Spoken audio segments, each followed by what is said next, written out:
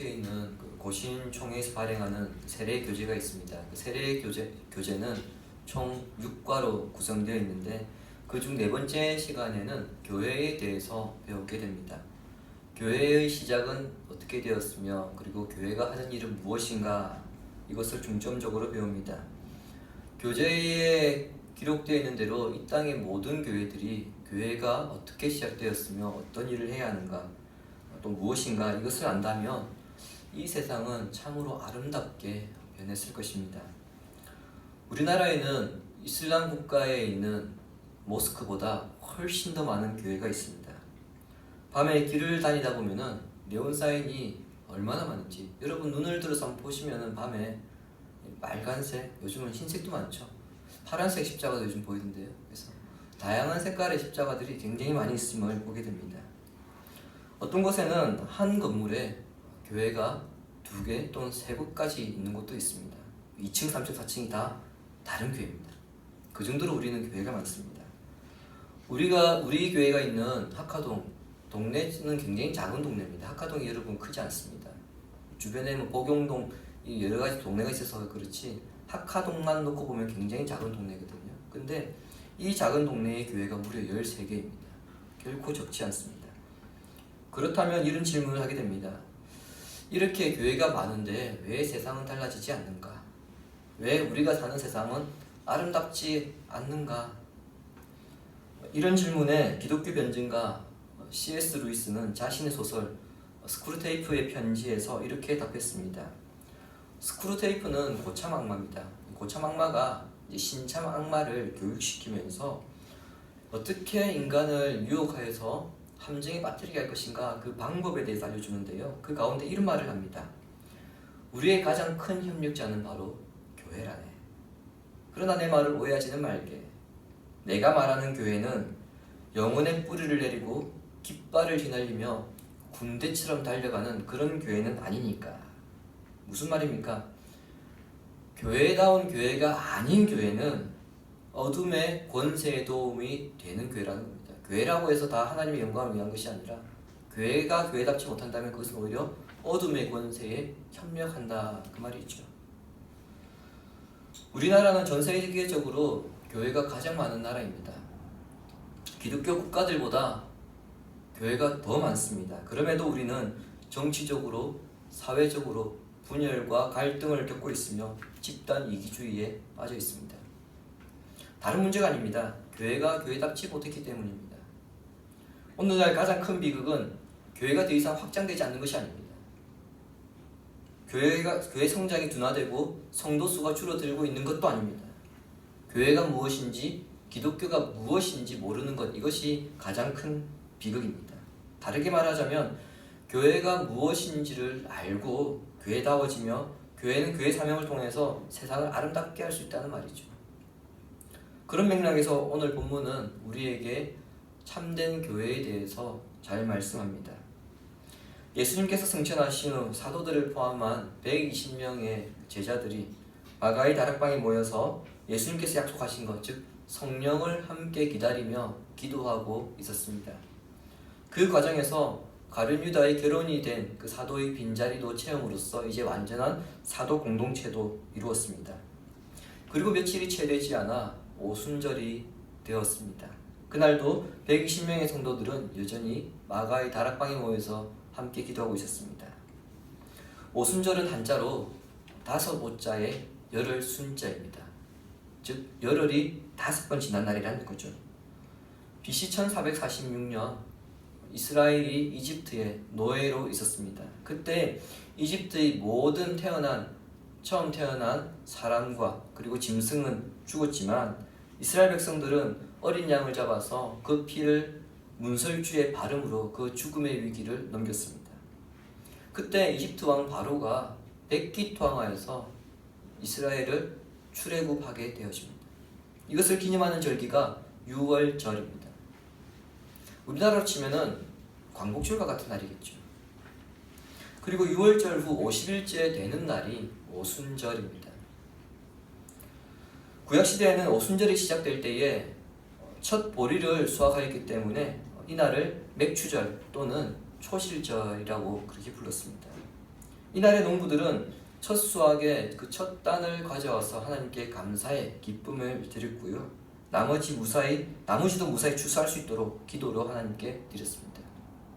또한 출애굽한 이스라엘이 50일째 될 때에 시내산에 도착하여서 모세가 하나님께 율법을 받게 됩니다. 즉 이런 점에서 오순절은 단순히 추수를 거두는 농업적인 그런 감사의 절기일 뿐만 아니라 하나님께서 구속하신 자기 백성에게 앞으로 하나님의 뜻을 실현하기 위해서 이 백성이 어떻게 살아야 하는가 그런 지침을 주신 날이 오순절입니다.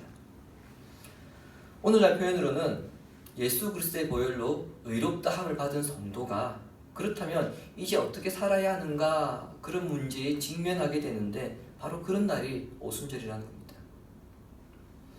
오순절은 유월절과 그리고 초막절과 함께 이스라엘의 중요 3대 절기입니다. 그리고 율법에는요, 이 중요 3대 절기에는 이스라엘 남자는 반드시 예루살렘에 있는 성전에 가서 제사를 드리라고 그렇게 명시하고 있습니다. 놓치지 말고 주목해야 하는 점은 1절에서 오순절보다 때가 강조되고 있다는 사실입니다. 한글 성경에는 오순절 날이 이미 이름에 이렇게 번역이 되어 있거든요. 그런데 헬라어 성경에는 이미라는 단어가 없습니다. 오순절을 위한 날들로 가득 채워졌을 때 이렇게 번역이 되어집니다. 이것은 제자들의 기다림의 시간이 다 채워졌다는 것을 강조합니다. 제자들이 기다려야 될 그 시간들이 다 채워지니까 오순절이 되었다 이 의미죠. 그날에 일어날 일들은 예수님의 말씀이 성취되는 것이다. 이것을 강조하기 위해서 오순절보다는 오히려 날들이 채워졌다 이것을 강조하고 있습니다. 자, 그렇다면 그날에 어떤 일이 일어날 것이냐? 본문 2절과 3절 다시 한번 보시기 바랍니다.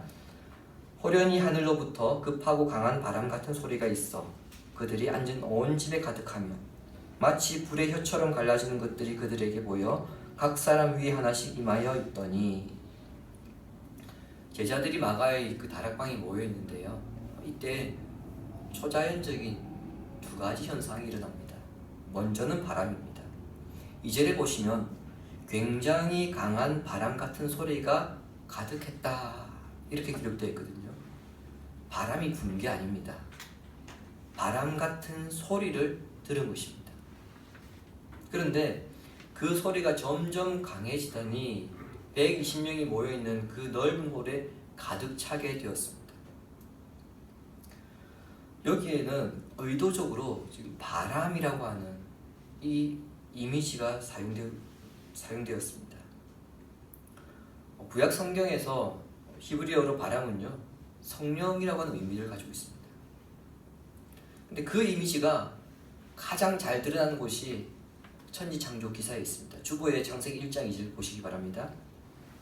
땅이 혼돈하고 공허하며 흑암이 깊음 위에 있고 하나님의 영은 수면 위에 운행하니라. 여기에 하나님의 영이 바로 본문의 바람입니다. 영이란 말은 살랑거리거나 우리 한여름에 우리 땀을 식혀줄, 시원케 해주는 그 정도의 살살 부는 바람이 아닙니다. 혼돈과 공허와 흑암을 몰아내고 새로운 것을 만들어내는 창조의 거친 바람입니다.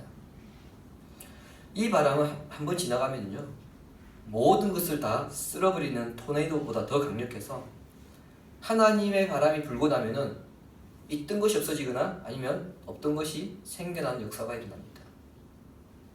우리가 흔히 바람났다 그런 말을 하죠.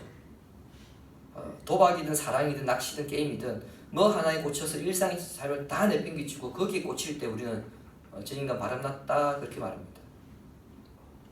근데 여러분, 그것이 무엇이든 사람이 바람이 들게 되면 그 누구도 막을 수 없게 됩니다. 아브라함과 모세도 바람이 난 사람들입니다. 늦은 나이에 하나님의 바람이 들어가더니 아브라함은 자기 아버지의 집을 떠나서 가나안 땅만 바라보았고요. 모세는 애굽의 영화를 포기하고 광야와 그리고 가나안 땅만 바라보았습니다. 그런 바람이 이 120명이 모여있는 이 공동체에 덮친 것입니다. 사도행전 전체 이야기를 잘 아시는 분도 계시겠지만 120명은 성령의 바람으로 가득하여서 이 사람들 앞으로 어떤 핍박도 두려워하지 않게 됩니다. 그리고 예수님의 일을 계속해서 해나가는데 열심을 내게 됩니다. 즉 그들은 이 땅 가운데 나타나게 될 하나님의 나라를 바라보게 되었던 겁니다. 이것을 누가 마치 불의 혀와 같은 모습이라고 그렇게 합니다. 죄송합니다. 그들이 결국에 그 바람에 가득 차서 하나님의 나라를 바라보게 되었고 그 일에 열심을 내게 됩니다. 그리고 누가는 두 번째 초자연적인 현상을 이야기합니다. 그것은 불입니다. 먼저 하늘에서 큰 불덩이가 내려오죠. 큰 불덩이가 내려와서 이 큰 불덩이가 120개로 나눠집니다. 그리고는 각 사람 머리 위에 하나씩 임하게 됩니다. 근데 누가는 마치 이 모습을 불의 혀의 모습이라 그렇게 묘사합니다. 불은 모든 것을 태웁니다. 쇠를 녹이고 그리고 녹이게 되면 물질의 본성이 바뀌게 되어지죠. 마찬가지로 불이 상징하는 성령께서 우리 안에 들어오게 될 때 우리 안에 있는 모든 죄를 태우시고 우리의 옛 사람을 새로운 사람으로 바꾸어 버립니다. 성령의 거룩한 불을 품게 되면 사람이 담대해지거든요. 그 대표적인 사람이 예레미야입니다. 예레미야 20장 9절 보시기 바랍니다. 내가 다시는 여호와를 선포하지 아니하며 그의 이름으로 말하지 아니하리라 하면 나의 마음이 불붙는 것 같아서 골수에 사무치니 답답하여 견딜 수 없나이다. 아멘. 하나님의 불이 들어왔더니 하나님의 이름을, 하나님의 말씀을 증거하지 않으면 안 되는 그런 상태에 예레미야가 놓이게 되었습니다. 가슴이 불이 있다 보니까 잠잠하고선 도저히 견딜 수 없는 상태가 되었다는 의미입니다. 120명 성도들 역시 그들은 복음을 전하지 않고는 견딜 수 없는 상태가 되어버립니다. 핍박을 받으면서 그들은 도망을 가거든요, 나중에. 근데 도망가서 그곳에서 그들은 복음을 전하지 않고는 견딜 수 없는 상태가 됩니다. 그래서 자신들의 발길이 닿는 곳마다 그곳에서 잠잠하지 않고 담대하게 복음을 전하는 사람들로 변하게 됩니다. 이처럼 성령님은 때가 되어서 바람같이 불같이 120명의 신앙 공동체 위에 임하셨습니다. 바람과 불이 함께 있으면 여러분 어떻게 되겠습니까? 엄청난 시너지 효과를 내거든요. 그건 불에 기름을 부은 것보다 더 무섭습니다. 얼마 전에 울진에 산불이 있었습니다. 10일 만에 겨우 진화가 되었는데 이 불을 진화하기 위해서 헬기 80대 이상이 투입되었고요. 그리고 소방차와 군인들, 공무원들까지 동원했지만은 감당을 못했습니다. 서울 면적 41%가 탔습니다. 엄청나게 탄 거죠. 이번 근데 불의 큰 원인 중 하나가 바람이었잖아요. 불꽃이 났는데 바람이 불어버리니까 더 커졌잖아요. 근데 이런 불보다 더 강력한 불과 바람이 제자들에게 임했습니다.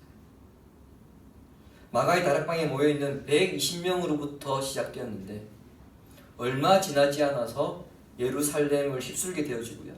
그리고 또 얼마 지나지 않아서 온 유대와 사마리아 그리고 결국에는 로마까지 퍼지게 됩니다. 그 과정에서 유대교 지도자들과 로마 군들이 힘을 합쳐서 이 불을 한번 꺼보려고 온갖 시도를 다 했습니다.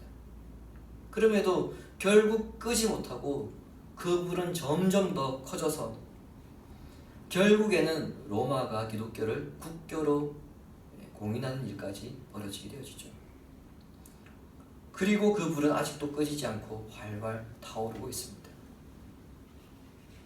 결과적으로 누가는 성령님을 바람과 불로 묘사함으로써 그분은 결코 사람에 의해서 통제되는 분이 아니시고 그분의 능력은 결코 인간이 감당할 수 있는 것이 아니다. 이것을 증언하고 있는 것입니다. 그리고 그 증거로 들이밀고 있는 것이 무엇이냐? 방언입니다. 불꽃이 여러 갈래로 갈라지듯 120명 모두에게 임한 성령께서는 각자 다양한 방언으로 말하게 하셨습니다. 이 단락에서요, 대부분의 많은 성도들이 너무 쉽게 간과한 것이 있습니다. 그것은 오순절 성령 강림 사건을 방언에만 초점을 두고 있는데요. 그것은 결과이고 실제 1절부터 4절에서 강조하고 있는 것은 뭐냐면 성령 강림의 의미입니다. 꼭 주의하셔야 됩니다. 누가가 이 대목에서 강조하고 있는 것은 결과가 아니라 성령 강림의 의미입니다. 이것을 오해하니까 오순절 계열에서는 방언을 하지 않으면 은사를 못 받았다, 성령 충만을 못 받았다 그렇게 이야기하거든요. 근데 누가는 그렇게 이야기하지 않습니다. 여기서 강조하는 것은 다시 말씀드리지만 성령 강림의 의미입니다. 이 부분을 오해했기 때문에 교회 안에서 성령의 은사 때문에 다툼이 일어나기도 하고요. 성령 충만 받겠다고, 내가 성령의 역사 받겠다고 이상한 곳으로 빠지는 일들이 일어납니다. 성경을 꼼꼼하게 읽은 분들은요 1절부터 4절을 통해서 한 가지를 발견하실 수 있는데, 그것은 뭐냐면 같은 의미의 단어들이 계속해서 반복돼서 나온다는 점입니다. 그들이 다 같이 한 곳에 온 집에 각 사람 그들이 다, 무려 6번이나 같은 단어들이 반복되고 있습니다. 무슨 뜻입니까? 성령 강림 사건은요 특정한 몇 사람을 위해서 일어난 것이 아니라 120명의 그 신앙 공동체 모두를 위해서 일어난 사건이라는 겁니다. 이것을 뒷받침하는 것이 120개의 불입니다. 120개인 것 같은데요, 근본적으로 몇 개입니까? 하나입니다. 하나의 불에서 다 나온 거기 때문에. 본문에서는 성령께서 역사하신 증거가 방언으로 나타났습니다만 이것을 우리는 은사라고 이야기하거든요. 그렇게 볼 때 성령께서 역사하심으로 각 성도에게 은사가 나타날 때 누구의 은사가 더 좋다, 못하다 그렇게 평가해서는 안 된다는 겁니다. 방언하신 분들 가운데는 방언의 종류 가지고도 평가합니다. 아, 저건 애기 방언이야. 그거 가지고 등급을 나눕니다. 근데 여러분 오늘 본문에서 절대 그렇게 말씀하지 않습니다. 그것도 다 똑같은 것이다. 왜냐? 이 120개가 결국은 하나였잖아요. 즉 모든 은사는 하나됨을 위해서 하나님께서 주신 것입니다. 또한 성령의 역사는 예수님을 진심으로 영접한 사람들에게 나타난 것이기 때문에 굳이 기도원이나 신비스러운 곳을 찾아가지 않아도 됩니다. 어떤 분들은 어떤 기도원에 가야, 거기에 가야 성령의 능력을 받는다 이렇게 말씀하는 분이 있는데요. 그러면 우리는 그렇게 질문해야 됩니다. 왜 거기입니까? 그렇다면 성령님은 당신의 교회에는, 당신의 가정에는 역사하시지 않습니까? 그렇게 이야기해야 됩니다. 거기 갔다 오면 그럼 성령님은 다시 빠져나가는 겁니까? 우리는 이렇게 질문할 수 있어야 됩니다. 그러므로 예수님을 진정으로 영접한 모든 사람에게 성령께서 임하신 사건, 즉 성령 강림의 복을 누리게 된다는 것을 기억하시고, 여러분은 우리 교회에서 그리고 여러분의 가정에서 성령 충만의 복, 성령 충만의 은혜를 누리기를 주님의 이름으로 축원합니다. 이제 생각해야 될 것은요, 오순절에 120명의 제자들이 방언을 한 이 의미입니다. 이 의미를 찾기 위해서 우리는 역사를 거슬러 올라가서 바벨탑 사건으로 가야 합니다.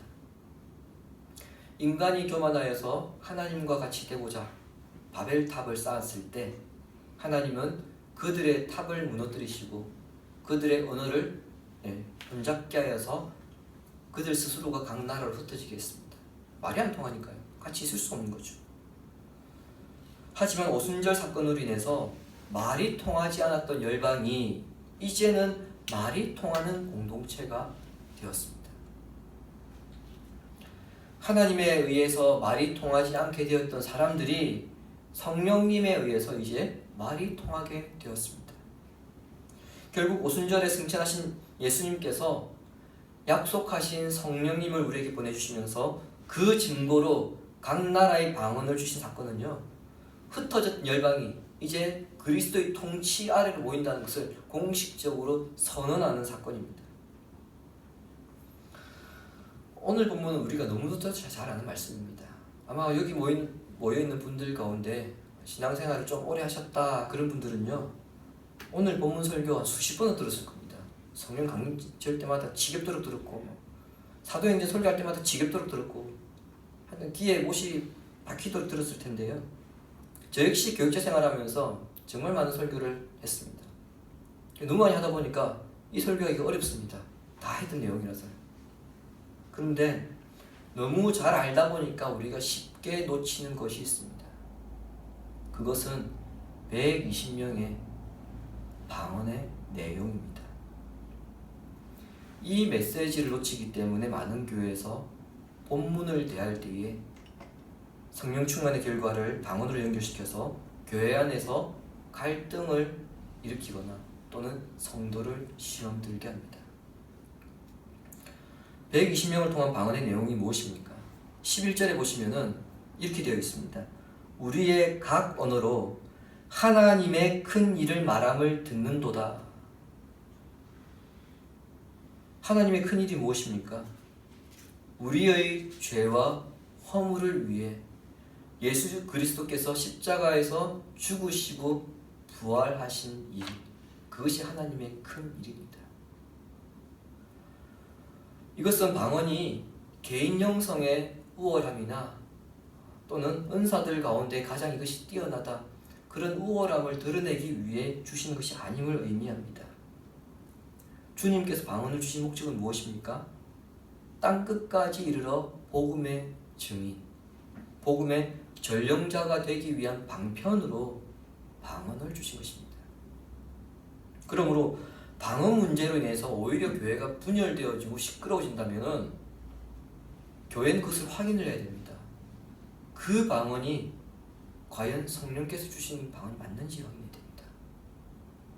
왜냐면요, 나중에 여러분 고린도전서 우리가 예전에 그 새벽 묵상 했었는데, 은사는 교회를 하나 되기 위해 주시는 거지 분열시키기 위해 주시는 게 아니기 때문에 그렇습니다.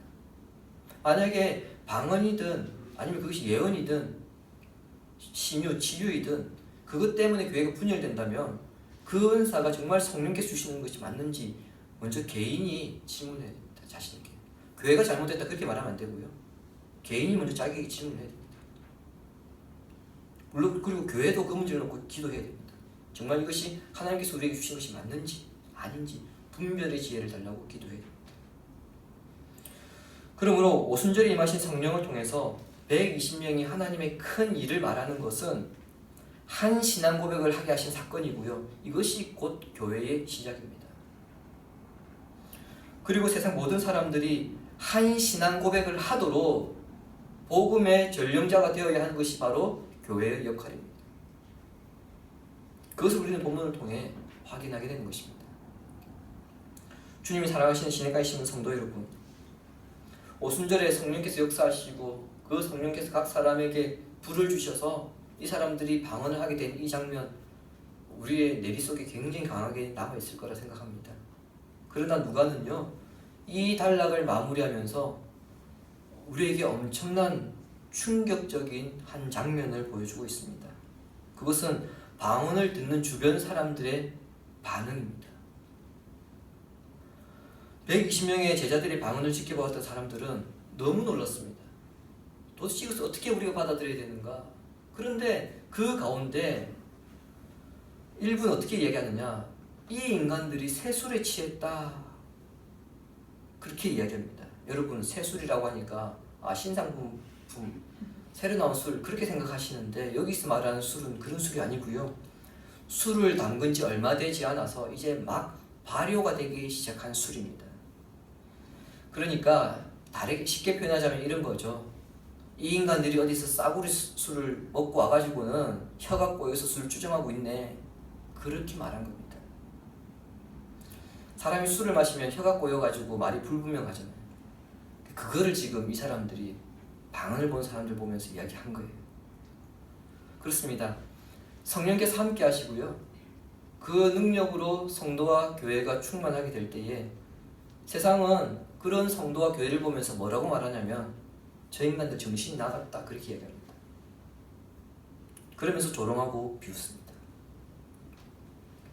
예나 지금이나 세상은 교회를 향해서 뭐라고 말합니까? 쓸데없는데 돈 낭비하고 시간 낭비한다. 교회 일은 할 일이 없으니까 저짓거리 하고 앉아있다, 그렇게 얘기합니다. 할 일이 있어봐라 저렇게 할 수 있느냐, 그게 세상 사람들이 교회를 보면서 말하는 평가죠. 그렇다 보니 많은 그리스도인들이 가정에서나 직장에서나 학교에서나 겉으로 티를 안 냅니다. 물에 물 탄 듯 술에 술 탄 듯 편하지 않고 평범하게 세상 사람들과 별 다르지 않게 살아갑니다. 그런데 누가는 그렇게 살아가는 것이 비정상이라고 우리에게 역설하고 있는 것입니다. 성령으로 충만한 성도라고 한다면, 교회라고 한다면 세상이 감당할 수 없는 그 바람과 그 불이 그 사람에 있는데 어떻게 평범하게 살아갈 수 있느냐 하는 것이죠. 성령에게서 주시는 바람과 불이 그 사람에게 있으면 그 성령의 에너지가 넘쳐난다는 겁니다. 이런 모습으로 살아가다 보면 세상 사람들이 이렇게 이야기하게 되죠. 도대체 너는 뭐가 기쁘냐? 뭐가 웃을 일이 있냐? 그렇게 말합니다. 근데 그게 당연한 모습입니다.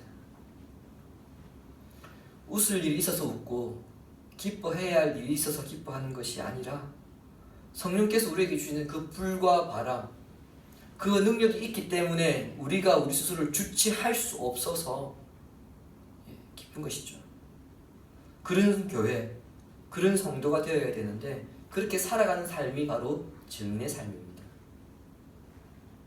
한편 성령께서 오심으로 새 술에 취한 것 같다는 이 모습이 나타났다는 것은요, 그 변화의 원인이 누구에게 달려있다는 겁니까?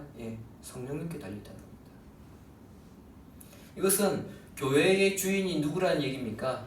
그 성령님을 보내신 예수님이라는 것을 확인하는 겁니다. 그러므로 성도 개개인은 믿지 않는 자들이 자기 자신을 보면서 증인의 삶이 무엇인지를 깨닫도록 하나님의 덕을 선포하는 그런 삶을 살아가야 합니다. 그리고 교회는 늘 교회의 주인 되신 그리스도를 어떻게 증거할 것인가, 그것을 한 마음으로 고민해야 되고요. 그 일에 집중해야 합니다. 이처럼 성령의 역사를 기대하며 그리스도께 순종하는 삶으로 하나님의 나라를 증거하는 그런 교회를 이루어가는 복된 성도가 되기를 예수님의 이름으로 축원합니다. 아멘. 말씀 생각하면서 우리 함께